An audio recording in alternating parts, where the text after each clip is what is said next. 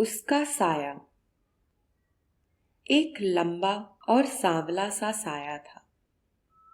जब मैंने चलना सीखा तो मेरे साथ चलने लगा। एक बार एक बेगाना गांव था और मैं सोचने लगी, गांव बेगाना है, लेकिन वो क्यों बेगाना नहीं?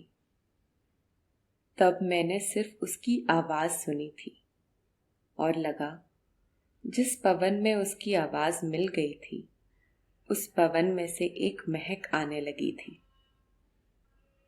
उसे भी उस गांव से लौट आना था और मुझे भी। उसके लिए भी वो उतना ही बेगाना गांव था जितना मेरे लिए। और किसी ने बताया उसे भी उसी शहर लौटना है जिस शहर मुझे लौटना है। जाने किस कालिदास ने अचानक मेघ भेज दिए जो पूरे 2 दिन और 2 रातें बरसते रहे। तीसरे दिन जब हम सभी लोग, जितने भी उस गांव में एक समागम में गए थे, लौटने लगे तो गांव की पगडंडी पानी में डूबी हुई थी। खेतों की मेड़ पर चलते चलते हमें कोई 5 मील चलना था और फिर लोपोकी गांव से हमें लाहौर जाने के लिए बस मिल जानी थी। करीब 15 लोगों का एक काफिला सा था। मैं सबको थोड़ा थोड़ा जानती थी। सिर्फ एक वो था जो उस समय तक मेरे लिए अजनबी ही था।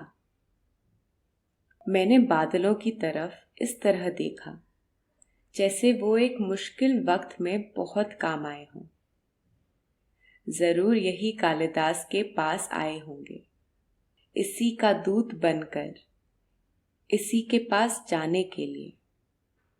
और आज उन्होंने मेरा रास्ता लंबा कर दिया था। और सूरज की हल्की सी रोशनी में जब उसका साया पीछे की ओर पड़ता तो मैं उस साये में चलने लगती। और जिंदगी में पहली बार एहसास हुआ कि मैं जरूर उसके साये में चलती रही हूं, शायद पिछले जन्म से। रास्ते अलग होने थे आखिर, जो लाहौर पहुंचकर अलग हो गए। उन उदास दिनों में एक बार मैंने किसी से कहा, उसे अगर कोई बुलाए तो वो आ जाएगा। उसने जवाब दिया, अगर तुम बुलाओ तो सारे काम छोड़कर आ जाएगा। अच्छा, कभी उसे कहना। बस इतना कहा था और कहने वाले का करम कि एक दिन वो आ गया। मेरी दहलीजों ने पहली बार उसके कदम छुए। इस तरह हफ्ते गुजर जाते, महीने गुजर जाते। कोई समागम होता तो मैं साहिर की आवाज सुन सकती थी और जब कभी वो आ जाता, मेरी काली रातें भी सपनों के पैरों तले चांदनी बिछा देती। एक दिन वो आया तो उसके हाथ में एक कागज था, उसकी नज्म का। उसने नज्म पढ़ी और वो कागज मुझे देते हुए जाने क्यों उसने कहा, इस नज्म में जिस जगह का जिक्र है वो जगह मैंने कभी नहीं देखी, और नज्म में जिस लड़की का जिक्र है वो लड़की कोई नहीं। मैं कागज लौटाने लगी तो उसने कहा, यह मैं वापस ले जाने के लिए नहीं लाया हूं।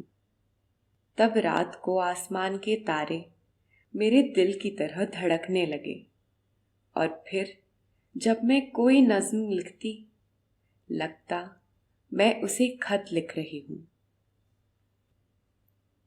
अचानक कई पतझड़ें एक साथ आ गईं। उसने बताया कि अब उसे मेरे शहर से चले जाना है। रोटी रोजगार का तकाजा था। और उस शाम उसने पहली बार मेरी नज़्में मांगी और मेरी एक तस्वीर मांगी।